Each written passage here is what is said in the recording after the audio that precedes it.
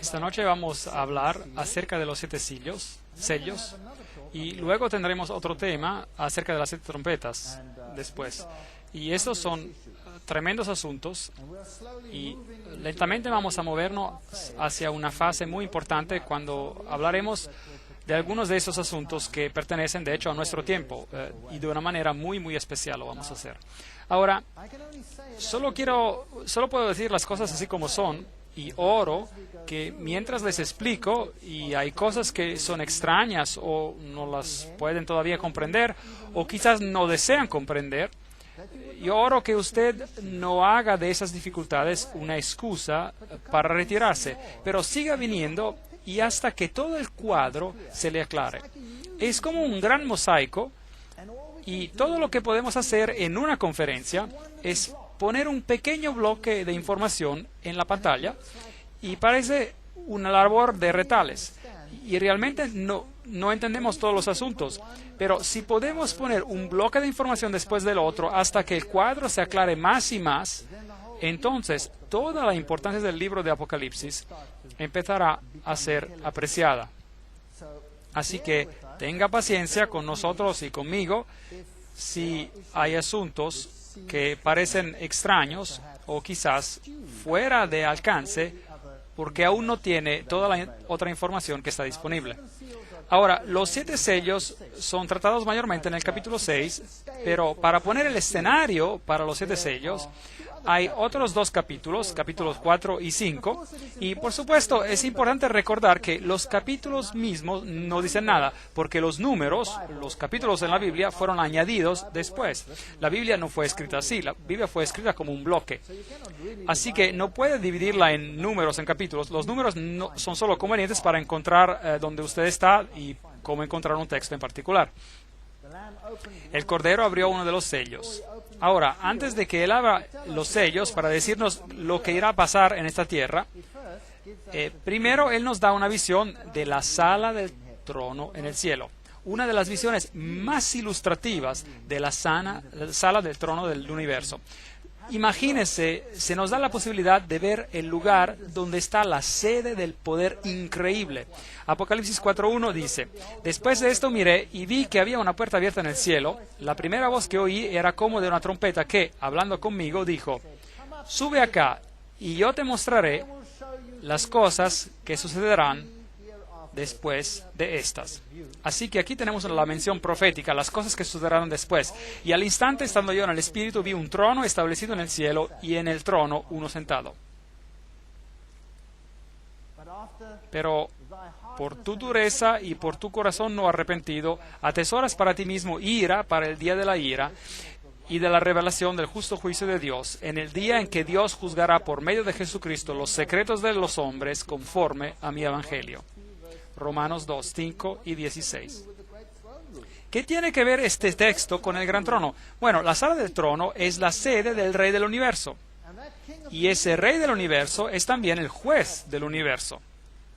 Así que antes de que Dios nos permita mirar a lo que va a pasar en esta tierra y mirar a las apostasías que vendrán y las terribles cosas que los hombres harán, Él nos da una visión de su majestad y de su poder. Y nos da una visión de que, a pesar del hecho de que parezca que el otro lado está ganando, Él está en control. Y finalmente, Él será el juez. Y llegará y el tiempo de juicio. Entonces habrá un juicio, una investigación, un pronunciamiento de la sentencia, y entonces vendrá un juicio ejecutivo. Y cuando llegue el momento donde se ejecute el juicio, la sentencia, será mejor que nos encontremos del lado correcto. Porque es necesario que todos nosotros comparezcamos ante el tribunal de Cristo para que cada uno reciba según lo que haya hecho mientras estaba en el cuerpo. 2 Corintios 5:10.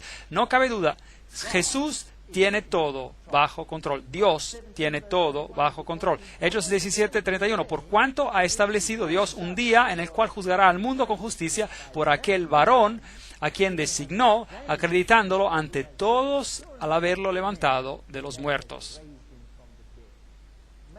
No cabe ninguna duda. Jesús algún día pondrá fin al pecado. Apocalipsis 4:3. La apariencia del que estaba sentado era semejante a una piedra de jaspe y de cornalina, y alrededor del trono había un arco iris semejante en su apariencia a esmeralda. Es inexplicable poder explicar la gloria que Juan vio aquí en la sala del trono de Dios. Alrededor del trono había 24 tronos. 24 tronos alrededor del trono. Y en los tronos vi sentados a 24 ancianos vestidos de ropa blancas, con coronas de oro en sus cabezas. Entonces aquí hay 24 individuos sentados alrededor del trono de Dios. Del trono salían relámpagos, truenos y voces. Juan ni siquiera puede explicar la gloria que ve. Él solo ve relámpagos de luz y la voz de Dios como un estruendo. Y delante del trono ardían 7 lámparas de fuego, que son los 7 espíritus de Dios. Ahora, explicamos esto antes. Dios es uno, hay un espíritu, pero los 7 representan los periodos de tiempo, como lo explicamos anteriormente. Dios tiene el control en todos los periodos del tiempo, en todos los siglos, incluyendo el tiempo en el cual estamos viviendo ahora. Ahora, ¿quiénes son estos 24 ancianos? Ahora, en el santuario terrenal también había 24 ancianos, y leemos sobre ellos en el libro de Crónicas 1, primera de Crónicas 24:7, y él nos dice que se dice que se echó a suerte, y la primera suerte tocó a Joiarib, la segunda a Jedayás, y luego los nombra a todos esos ancianos, el tercero, el cuarto, el quinto, el sexto, el séptimo, y nos dice quién eran esos ancianos que fueron escogidos, y los nombra en una lista que sigue hasta el versículo 19. 24 ancianos. Estos fueron distribuidos para su ministerio, para que entraran a la casa de Jehová, según les fue ordenado por Aarón, su padre, de la manera que le había mandado Jehová, el Dios de Israel. Así que en el santuario terrenal había 24 ancianos que oficiaban con el sumo sacerdote, que era Aarón. Entonces, si el santuario terrenal era un tipo, una copia del celestial, entonces en el celestial hay 24 ancianos quienes ofician con el sumo sacerdote, que es Jesús, en el santuario celestial. Sería interesante saber quiénes son esos ancianos, pero por supuesto no se nos dice quiénes son, pero podemos especular algo. Apocalipsis 4:6, también delante del trono había como un mar de vidrio. Así que Juan ve esta luz magnificente en la que se puede caminar, semejante al cristal, y junto al trono y alrededor del trono había 4 seres vivientes llenos de ojos por delante y por detrás. Ahora, ¿quiénes son estos? Y el primer ser viviente era semejante a un león, El segundo era semejante a un becerro, y el tercero tenía rostro como de hombre, y el cuarto era semejante a un águila volando. Y los 4 seres vivientes tenían cada uno 6 alas, y alrededor y por dentro estaban llenos de ojos, y día y noche sin cesar decían: Santo, Santo, Santo es el Señor Dios Todopoderoso, el que era y ha de venir. Aclamación muy interesante. Entonces, ¿quiénes son? Bueno, en Isaías capítulo 6:2 tenemos otra aclamación que puede ayudarnos, y dice: por encima de él, del Dios, había serafines. Cada uno tenía 6 alas. Con 2 cubrían sus rostros, y con 2 cubrían sus pies, y con 2 volaban. Entonces estamos hablando de querubines. Estos son una orden de seres angélicos. Son tan magnificentes y tan imponentes, y le parecían tan poderosos, que Juan los describe como bestias, y él les da los atributos de un león, de un becerro, del hombre y del águila que vuela. Pero puede ver que con reverencia están delante de Dios. Esto nos da una idea de la santidad de Dios. Ahora, ¿a quiénes representan estas criaturas? Bueno, la interpretación tradicional es que el león representa a la fuerza. El becerro representa la resistencia, el hombre la inteligencia, y el águila que vuela la rapidez. Así que pueden ver todas las cosas alrededor de ellos, están informados de todas las cosas y son los más cercanos a Dios. Los querubines protectores, por así decir. Otra interpretación es que ellos reflejan los atributos de Cristo. Como ve, el león es el símbolo de un rey, y Jesús es el rey. El becerro o la vaca representa al que sirve, al que tira el arado, por así decir. Y entonces es un símbolo del Cristo, el servidor. El hombre, el que tiene la apariencia de un hombre. Cristo se convirtió en hombre por nosotros, así que representa la humanidad de Cristo. Y el águila que vuela en las Escrituras se usa como símbolo de la divinidad. Jesús dice: lo llevó sobre sus plumas, y bajo sus alas estará seguro. Entonces es un símbolo de divinidad. Es interesante que el mundo oculto usa estos 4 símbolos también para su deidad. Entonces, si Satanás era un querubín protector, y él ahora es un ángel caído, y si entonces él quiso ser como el Altísimo, entonces es interesante que estos son los atributos que él alega para sí mismo también. Entonces si vemos símbolos, y de vez en cuando nos asustamos acerca de todos esos símbolos, pero muchos de ellos son sacados de las Escrituras, y Satanás los falsifica para sus propios propósitos. Pero en la sala del trono de Dios vemos al Cordero de Dios. Él es el Rey, Él es sirviente, Él es humano, Él se convirtió en hombre para nosotros, pero Él es también divino. Ese sería el simbolismo de las 4 criaturas. Cada vez que aquellos seres vivientes dan gloria y honra y acción de gracias al que está sentado en el trono, al que vive por los siglos de los siglos, los 24 ancianos se postran delante del que está sentado en el trono y lo adoran. Muy interesante. Al que vive por los siglos de los siglos, y echan sus coronas delante del trono diciendo: Señor, tú eres digno de recibir la gloria, la honra y el poder, porque tú creaste todas las cosas. Por tu voluntad existen y fueron creadas. Ahora, la Biblia es muy clara en decirnos quién es el Creador. Todas las cosas fueron creadas por la palabra de Jesucristo, dice la Biblia. Pero trataremos con eso en otra conferencia. Vi en la mano derecha del que estaba sentado en el trono un libro escrito por dentro y por fuera, sellado con 7 sellos. Apocalipsis 5:1. Y vi un ángel poderoso que pregonaba a gran voz: ¿quién es digno de abrir el libro y de desatar sus sellos? Pero ninguno, ni en el cielo. Entonces hay algunas personas, seres humanos en el cielo, ni en la tierra, ni debajo de la tierra, Así que ningún muerto está a la altura de poder abrir, no importa cuán buenos hayan sido, si eran como Abraham o como el rey David o como Adán mismo, ninguno de ellos está a la altura de abrir el libro, ni siquiera de mirar adentro de él. Entonces, ¿quiénes eran esas personas que él vio en el cielo? Ahora, los querubines, podemos entender, eran ángeles. Pero los 24 ancianos. Ahora, la Biblia dice que cuando Jesús se levantó de los muertos, las tumbas fueron abiertas, ¿no es correcto? Y los primeros frutos que se levantaron de los muertos, y la Biblia dice que cuando Él entró al cielo, cuando Él ascendió al cielo, Él llevó cautiva a la cautividad, Efesios 4:8. Es decir, Él llevó a personas con Él. ¿No es correcto? Así que las personas que habían sido redimidas a lo largo de los siglos fueron levantadas de los muertos en esta fase y fueron con él al cielo. La Biblia también nos dice que hay algunos individuos en el cielo. Enoc, por ejemplo, fue trasladado sin conocer a la muerte y fue llevado al cielo. ¿No es así? Elías, como un representante de aquellos quienes serían trasladados después del diluvio, fue también llevado por un carruaje de Dios al cielo. ¿No es así? Entonces Elías está allí. Y luego hay un verso muy interesante en el libro de Judas, donde el arcángel Miguel discute con Satanás acerca del cuerpo de Moisés. Así que Moisés también tuvo una resurrección especial y fue llevado al cielo.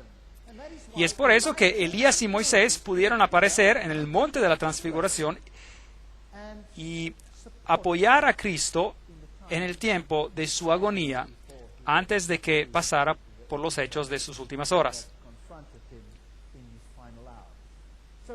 Así que hay un número de personas en el cielo y de entre ellos, obviamente, hay 24 que sirven en el santuario celestial como los 24 ancianos. ¿Quiénes exactamente son? No sabemos. Podríamos especular de que Moisés sea uno de ellos, o Elías, o Enoc, pero los otros nombres no los tenemos. Veremos algún día, nos enteraremos de quiénes eran. Pero es una historia interesante. Así que lo terrenal es una copia de lo celestial, el santuario terrenal y celestial. Pero ningún hombre era digno de abrir a los sellos. Si el hombre era suficientemente digno en los ojos de Dios para haber sido llevado al cielo, no hacía diferencia, porque ningún hombre en el cielo y ningún hombre en la tierra y ningún hombre debajo de la tierra que jamás haya vivido es digno de abrir los sellos. Pero afortunadamente hay una solución. Apocalipsis 5:4. Y lloraba yo mucho porque no se hallaba nadie que fuera digno de abrir el libro, ni siquiera de mirarlo. Ahora, este documento era sellado con 7 sellos, y en los tiempos antiguos solían sellar, en los tiempos romanos, un testamento, una última voluntad o testamento con 7 sellos. Y, por supuesto, si eso no era abierto, entonces no había heredad. Entonces, si el libro de los 7 sellos no es abierto, no hay heredad, y somos perdidos para siempre. Es por eso que Juan lloró. Pero si podrían ser abiertos y el testamento leído, y si hubiera una ejecución del testamento, entonces seríamos redimidos. Y hay solo uno que ha dejado una memoria y testamento y vive para poder recibirlo. Porque normalmente cuando uno muere y deja un testamento, uno tiene que depender en alguien más para que lo abra, ¿no es correcto?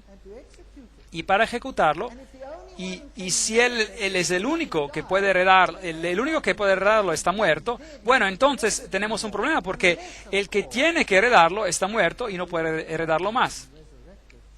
A menos que, por supuesto, él es Dios y ha sido resucitado por medio de su propio poder. Increíble.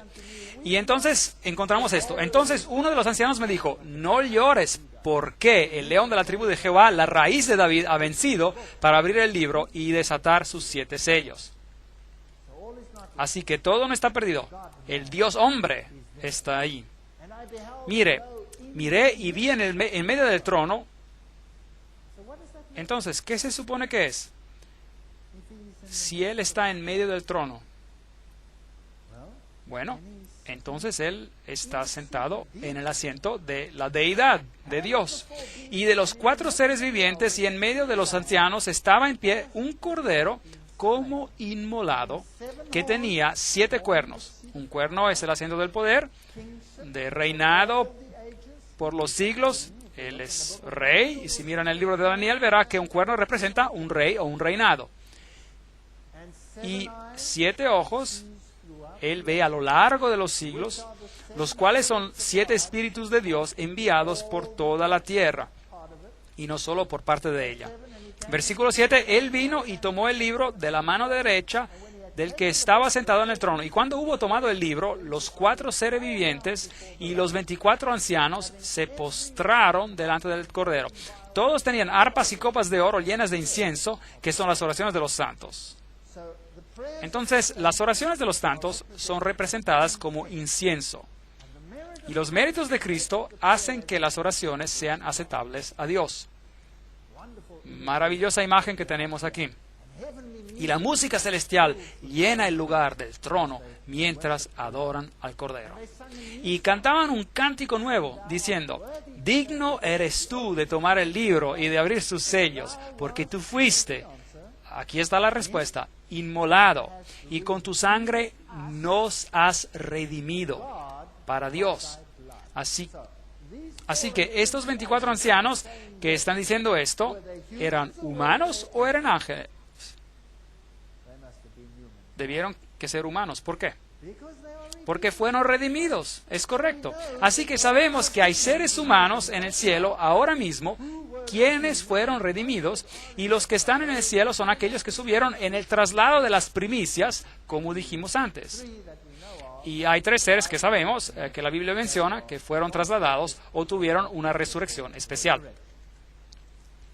Porque tú fuiste inmolado, y con tu sangre nos has redimido para Dios de todo linaje, lengua, pueblo y nación. Eso se deshace de todo tipo de exclusividad.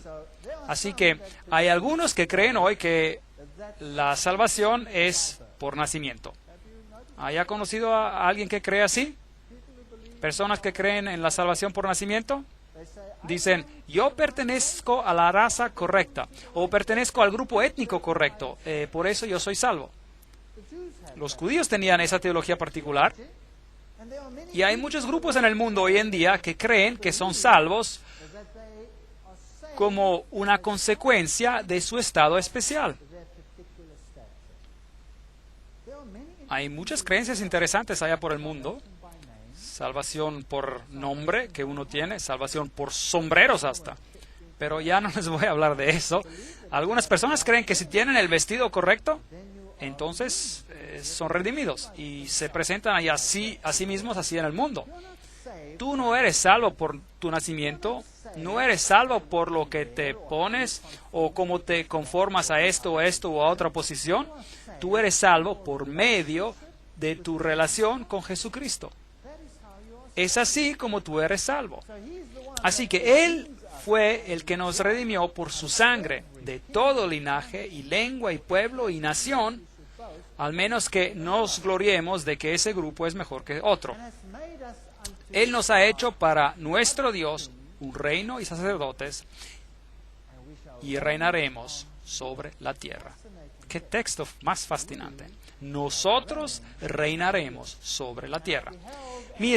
Miré y oí la voz de muchos ángeles alrededor del trono, de los seres vivientes y de los ancianos. Su número era millones de millones, millones y millones. Así que estamos tratando con miles de millones aquí. Y decían en gran voz: el Cordero que fue inmolado es digno de tomar el poder, las riquezas, la sabiduría, la fortaleza, la honra, la gloria y la alabanza. Así que tenemos esta visión increíble de la escena del cielo, mostrando que el que va a tener la victoria final va a ser ¿quién? Jesucristo. Así que no tenemos nada que temer. Es interesante que Dios nos da esta visión y luego cambia el énfasis para decirnos lo que va a pasar en esta tierra. Y los dos están en contraste tan grande el uno con el otro que causa miedo. Y uno quizás crea que el cristianismo es lo que va a perder, el que va a perder en esta batalla. ¿Sabían ustedes que la más grande victoria, en apariencia, de Satanás fue su más grande derrota? Cuando él tuvo a Jesús clavado en la cruz y él estaba triunfando en su poder y gloria, de hecho, él sonó su campana, su toque de muerte. Y así será con toda la iglesia cristiana. La más grande derrota, en apariencia, será convertida, gracias a los méritos de Jesucristo, en la más grande victoria que el universo haya visto. No cabe ninguna duda. Jesús tiene el control. Y cuando presentemos las siguientes conferencias, recuérdese de esas palabras, porque habrá algunas cosas que asustarán de las que vamos a hablar. Pero podemos silbar y sonreír y cantar himnos, porque ya sabemos cómo será el final de todo. A todo lo creado que estaba en el cielo, sobre la tierra, debajo de la tierra y en el mar, y ese es el símbolo de todas las naciones, y a todas las cosas que hay en ellos, oí decir: al que está sentado en el trono y al Cordero sea alabanza, la honra, la gloria y el poder por los siglos de los siglos. Será un reino universal eterno. Los 4 seres vivientes, los querubines, decían amén. Y los 24 ancianos, quienes fueron redimidos, recuerde, se prostraron sobre sus rostros y adoraron al que vive por los siglos de los siglos. Correcto. Habiendo cambiado de la gran escena del trono, nos movemos a través de la historia con los caballos de Apocalipsis. Se abren los sellos. Vi que el Cordero abrió uno de los sellos. Apocalipsis 6:1. Y él ve a un caballo, alguien que cabalga un caballo blanco, y salió venciendo, conquistando. Ahora, nuevamente repasaremos los 7 periodos de tiempo. Ahora, los periodos del tiempo, obviamente, recapitulan lo que vimos antes cuando tratamos con las 7 iglesias. Porque las 7 iglesias nos dicen acerca de la naturaleza de la iglesia de Dios. Con todos sus defectos, Dios no oculta nada. Y nos dice, esto es lo que va a pasar con la iglesia. Ahora, estos caballos representan algo diferente. Van a recapitular los mismos periodos, pero van a representar el mensaje, el anuncio del Evangelio. No tanto la posición de la iglesia que está para anunciar la información, pero el mensaje concreto que la iglesia tiene que dar y que tiene que salir al mundo. Y Satanás se opone a ese mensaje de la misma manera como se opuso al Hijo de Dios. Él lo odia con una pasión. Así que cuando este caballo sale en blanco, ¿qué es el color blanco? ¿Qué representa? Justicia. La Biblia nos dice que representa la justicia. Y no hay nadie justo, sino solo uno, Cristo. Y Él tiene un arco en su mano. Así que hay un número de símbolos que podemos mirar. Y entonces hay otro cabalgador, uno con un caballo rojo. Y entonces después hay uno negro y luego hay uno de color muerte, con un cabalgador muerto. Y entonces, ¿quiénes son esos cabalgadores? Apocalipsis 6:1-2. Entonces vi que el Cordero abrió uno de los sellos, miré y vi un caballo blanco. El que lo montaba tenía un arco. Aquí hay una pista, una corona, otra pista, y le fue dada y salió venciendo y para vencer. Entonces, hay una guerra aquí, hay una guerra. Uno sale a vencer en situación de guerra. Salmos 64:7 nos dará una pista, pero Dios los herirá con saeta. ¿Quién herirá con saeta? Dios. De repente llegarán sus plagas. Así que, ¿quién es el que tiene el arco? Es Dios. ¿Te has airado, Jehová, contra los ríos? ¿Contra los ríos te has airado? ¿Arde tu ira contra el mar? Cuando montas en tus caballos, en tus carros de victoria o salvación.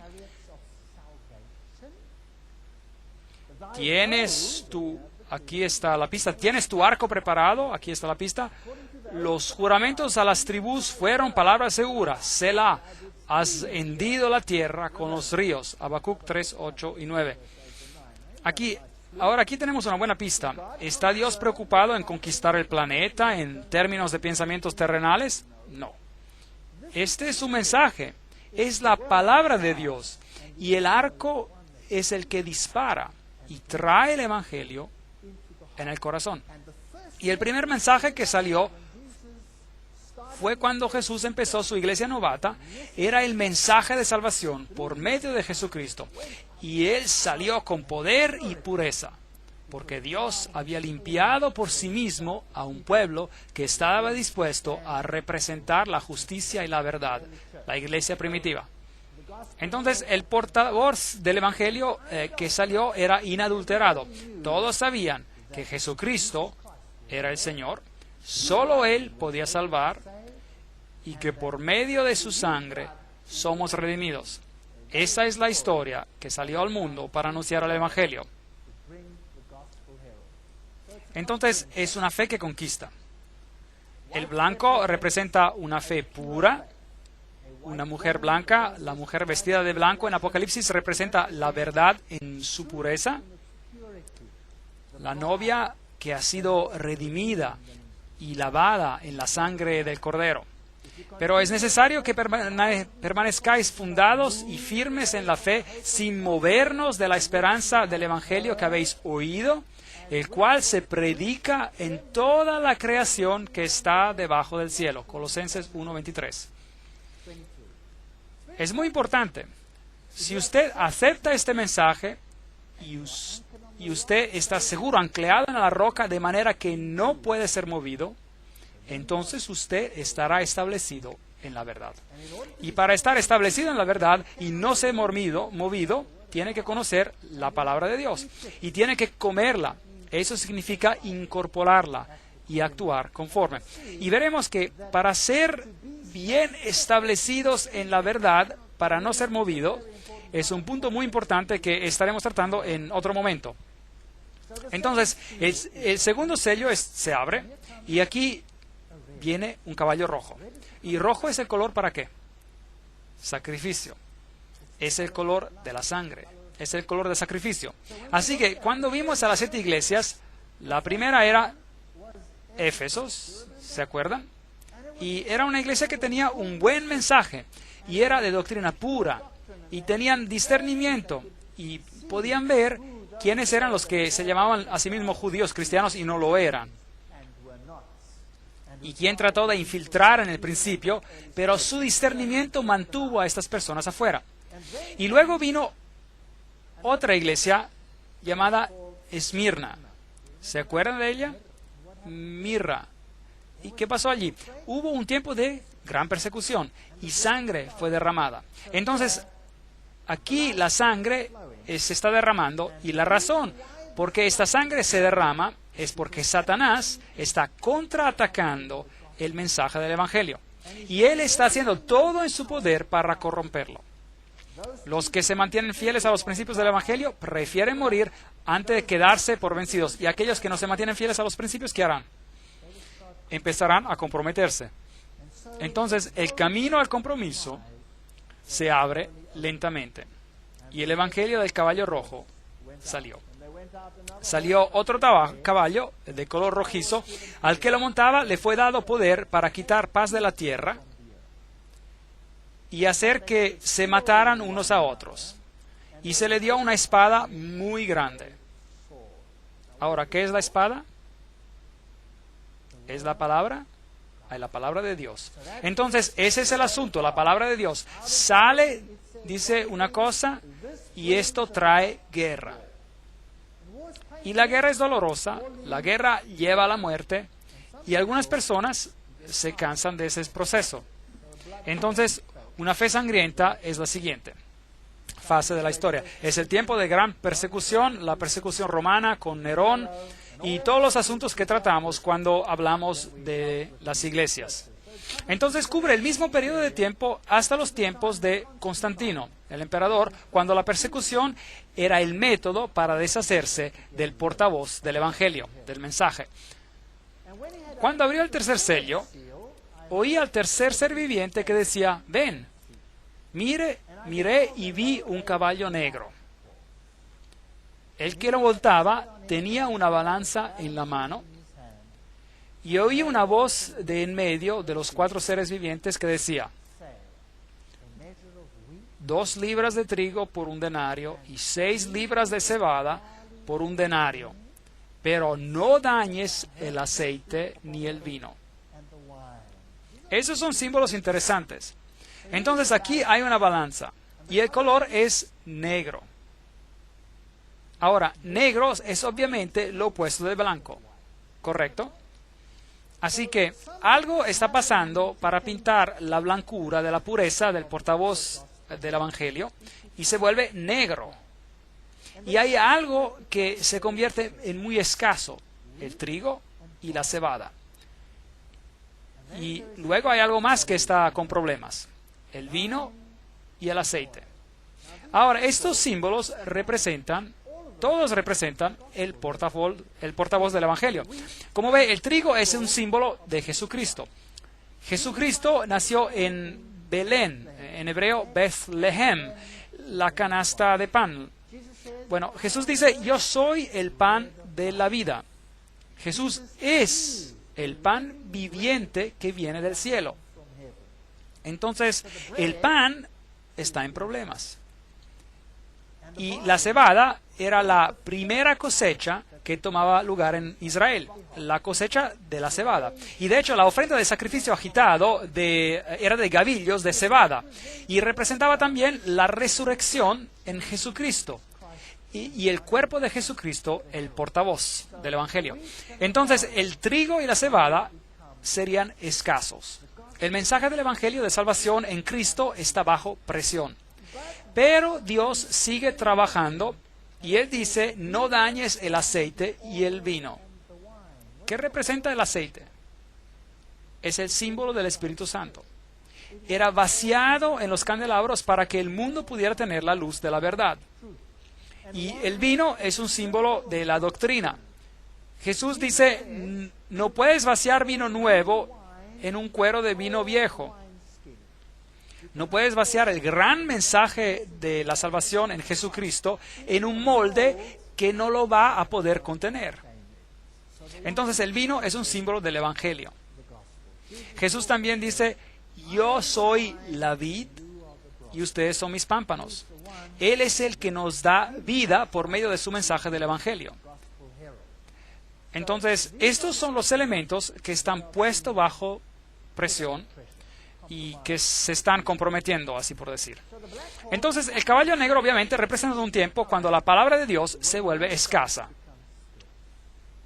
Y esto es cuando el problema del compromiso ingresa a la iglesia.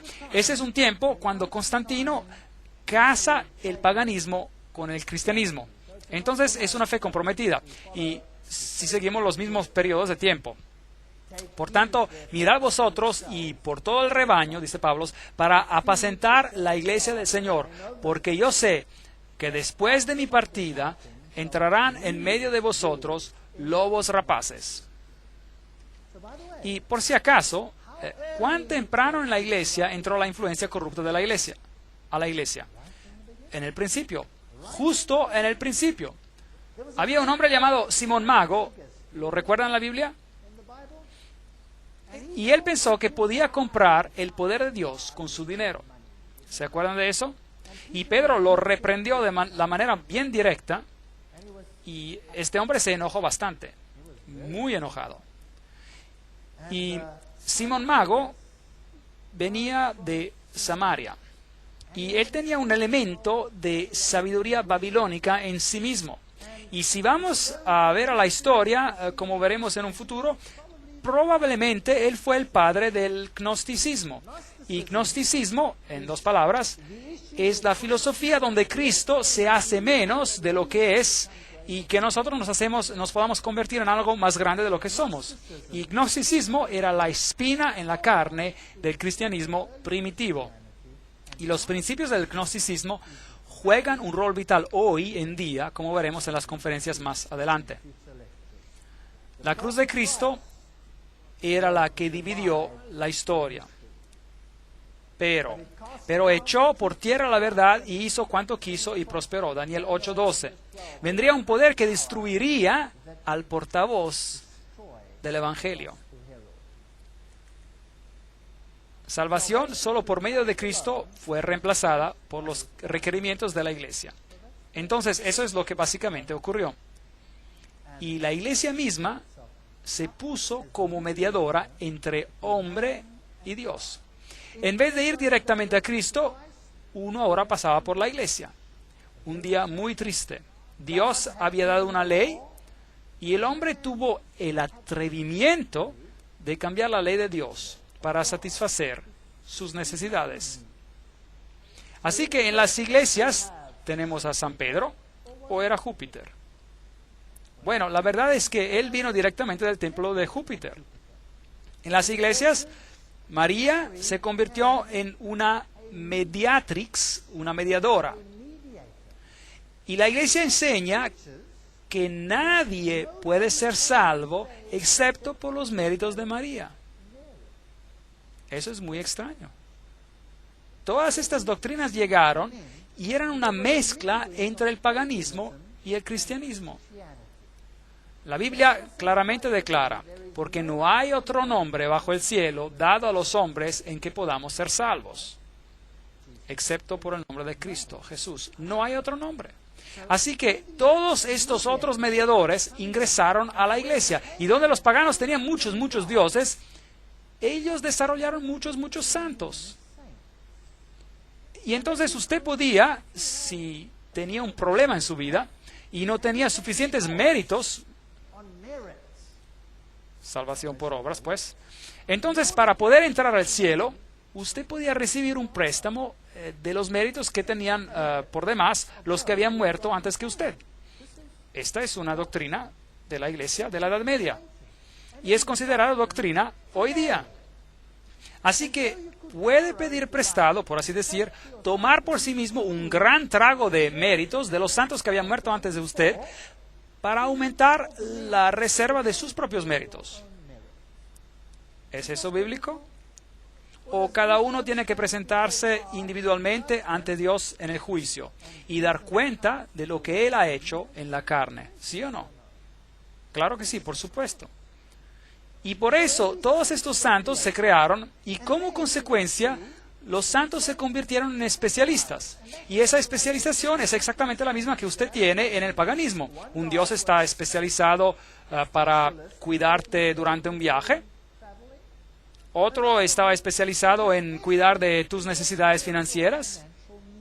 Y entonces uno tenía varios dioses. Y es por eso, hoy en día, si usted quiere viajar, bueno, es bueno tener a San Cristóforo consigo. Pues eso quizá le ayude, usted sabe, en sus viajes, pues. Entonces, esta es una iglesia de compromisos. Y con Jesucristo no puede haber compromisos, ningún tipo de compromiso. O Él es el Señor de señores y Rey de reyes, o no lo es. Y esa es la decisión que debemos que tomar.